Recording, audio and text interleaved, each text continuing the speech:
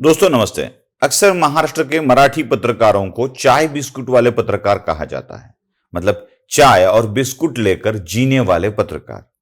कोई गलत नहीं कहा जाता, लेकिन जरा अब चाय बिस्कुट के आगे चले गए हैं कुछ लोग चाय बिस्कुट के आगे चले गए।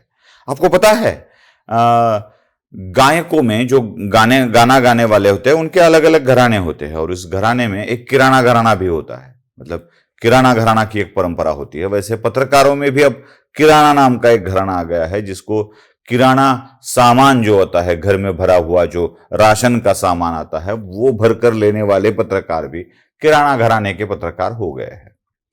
अब ये जो चाय बिस्कुट राजनीतिक दलों के पैसों पर जीने वाले पत्रकार है, वो किस हद तक गिर सकते हैं, इसके कुछ उदाहरण मैं आपको बता रहा हूं। कुछ आंशिक उदाहरण बता रहा हूं। गली से दिल्ली तक या दिल्ली से गली तक हर जगह यह कमीनापन, एक नीच किस्म के व्यक्तियों की भरमार बन चुकी है, भरमार हो चुकी है। अब ऐसे ऐसे तथ्य मैं आपको बताने जा रहा हूं जिसे देखकर आप सन्न रह जाएंगे। दिल्ली वाले पत्रकारों पर तो बहुत बात होती है।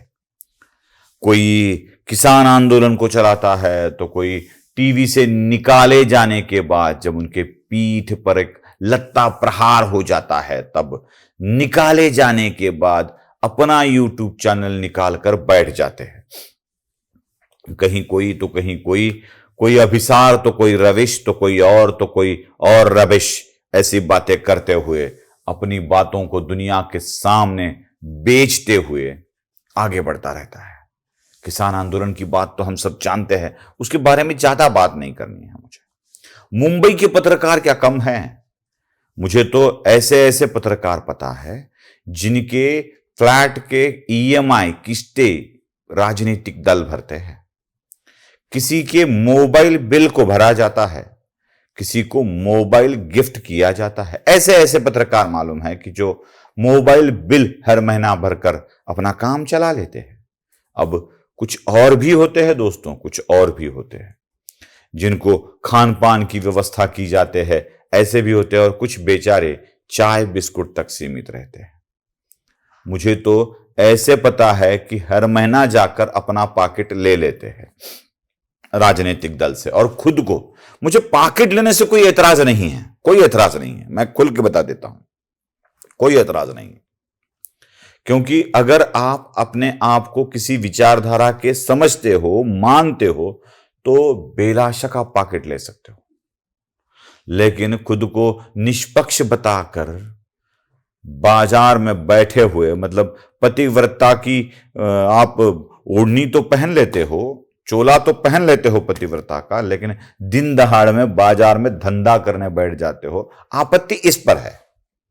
आप पतिव्रता है ऐसा मत कहो, करते हो तो करते हो, बोलते हो। जैसे मैं कहता हूं कि मेरे व्यूअर्स मुझे फोन पे, गूगल पे पैसे देकर मुझे भी पॉकेट पत्रकार बना देते हैं, तो मैं हूं, मेरे विचारधारा का पत्रकार मैं हूं, मैं मेरी विचारधारा का यूट्यूबर हूं, और वही बातें मैं दुनिया के सामने रखता हूं।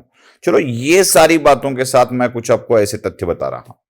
मुझे पता है महाराष्ट्र के 2-3 पत्रकार ऐसे हैं जिन्होंने राजनीतिक दलों से 2-3 बड़ी बड़ी गाड़ियां ली है।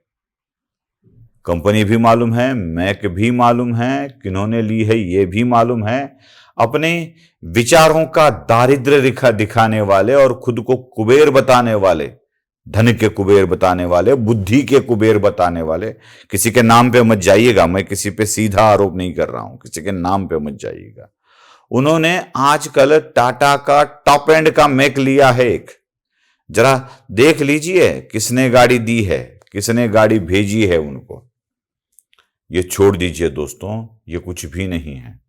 कुछ बड़े बड़े ऐसे नाम शामिल है, कुछ बड़े बड़े ऐसे लोग भी शामिल है जो अपने आप को बेच देते हैं। महाराष्ट्र में मराठा आरक्षण का आंदोलन चल रहा है, और इस मराठा आरक्षण के आंदोलन में कुछ पत्रकारों को एमआईडीसी में प्लॉट दिया गया है, बहुत बड़ा प्लॉट। अब किस बात के लिए दिया गया है? जब भी वो मराठा आरक्षण के प्रमुख मनोज जरांगे के सामने जाए तो उनके सामने वो कुछ लोगों के लिए अच्छी बातें रखे, उनकी बुरी बातें मत करे। मैं मनोज जरांगे को बदनाम नहीं कर रहा हूं, उनकी तरफ से पैसे आए या नहीं कह रहा हूं। पत्रकारों ने वहां अपना मॉल लगा दिया था, मैं दुकान की बात नहीं कर रहा हूं, मॉल लगा दिया था। कुछ पत्रकार ऐसे हैं जो वहां पर बैठकर राजनीतिक दल के नेता मनोज जरांगे के ऊपर क्या आरोप लगाते हैं यही देखते थे, और उन्हीं आरोपों को मनोज जरांगे को बताकर उनसे उस नेता के खिलाफ कुछ बयान न ले ले, इसलिए उन नेताओं से पैसे लिया करते थे और यह भी बताते थे कि वह नेता आरक्षण की मांग पूरी करेगा, ऐसे करेगा, वैसे करेगा, इनसे बात कर लो। गोदामें भर ली है लोगों ने, अपनी बड़े बड़े लोगों ने अपनी बड़े बड़े गोदामें भर ली है। यहां तक पता चला है कि एक पत्रकार को यहां शहर में, हमारे शहर में बियर बार का लाइसेंस भी मिला है। एमआईडीसी में कुछ करोड़ का प्लॉट, बियर बार का लाइसेंस, कुछ लाख लाख रुपए पत्रकारों को मिले हैं। अब दिल्ली से गली तक यही सिलसिला चल रहा है दोस्तों। इनके ऊपर भरोसा किया जाना चाहिए या नहीं, ये आपको तय करना है। ऐसे न जाने कितने पत्रकार हैं, कुछ तो अपने शहर में बैठकर जब दोपहर में ही दारू पीना शुरू कर देते हैं तो फेसबुक पे पोस्ट पे पोस्ट इतना ज्ञान फैलते हैं, इतना ज्ञान फैलते हैं। एक पत्रकार जो खुद को पत्रकार मानता है वो ज्ञान फैलते हुए नजर आया। उसने कहा एक जगह डिपॉजिट भर दो, आप 4 सीटों पर फॉर्म भर सकते हो। अब इस बिना पैंदे के लोटे को कौन बताए भाई, एक डिपॉजिट के ऊपर आप 4-4 फॉर्म के सेट ले सकते हो और एक ही डिपॉजिट के ऊपर आप 4 सेट एक ही कॉन्स्टिट्यूंसी में भर सकते हो। अब इनको इस बात का इल्म नहीं है। कुछ नीचे वकील भी दिखे, बहुत अच्छी जानकारी मिली पत्रकार महोदय द्वारा।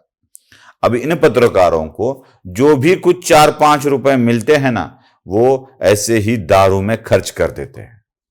जीवन के लिए, जीवन यापन के लिए 1 रुपया भी बचा के रखना इनको पता नहीं होता है। मैं इनके फायदे के लिए बोल रहा हूं।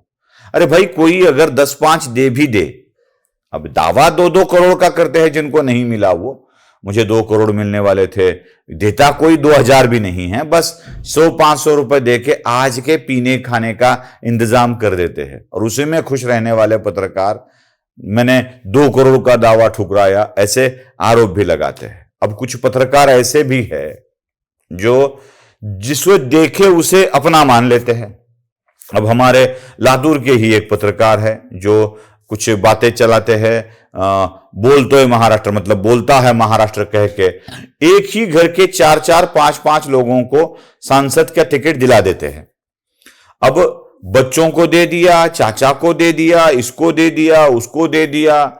हर एक पार्टी के नेता को अपने जिला पंचायत की सीट के लिए वो कुछ भी कहते थे। हमारे एक दोस्त ने पोस्ट किया था, इसलिए पता चला मुझे कि एक जिला पंचायत की सीट के लिए संभाजी पाटिल को भी अच्छा बोल लेते हैं, वो अमित देशमुख को भी अच्छा बोल लेते हैं, हमारे दोस्त पवार को भी अच्छा बोल लेते हैं, वो एक ही घर के लोगों को टिकट बांटने लगते हैं। ऐसे भी पत्रकार दुनिया में हैं जो अपनी भलाई के लिए कुछ भी करने को तैयार हो जाते हैं।